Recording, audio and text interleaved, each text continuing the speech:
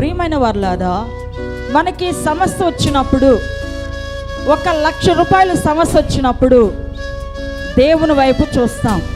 ఎవరి వైపు చూస్తాం చెప్పండి? ప్రభువా, 1,00,000 రూపాయలు అవసరతయ్యా, ఒక ఇంటి అడ్వాన్స్ కడితే నాకు ఒక ఇల్లు వస్తుంది, 1,00,000 రూపాయలు కావాలయ్యా అని ఎంతో ప్రార్థన చేస్తాము. మన ప్రార్థనకు తగినట్లుగా దేవుడు కూడా మనకి సహాయము చేస్తాడు. అయితే 100 రూపాయల సమస్య వచ్చినప్పుడు, 100 రూపాయలు లేనప్పుడు దేవుని వైపు చూస్తామా? ఎవరినైనా అడుగుతాం. ఏం చేస్తాము?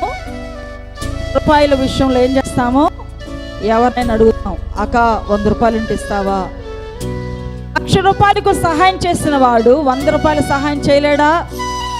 కనుక ప్రభు ఏమంటున్నాడంటే, దేని గురించి మీరు చింతపడొద్దు, మీ చింత యావత్తు ఆయన మీద వేయాలి అని ఆయన కోరుకుంటున్నాడు.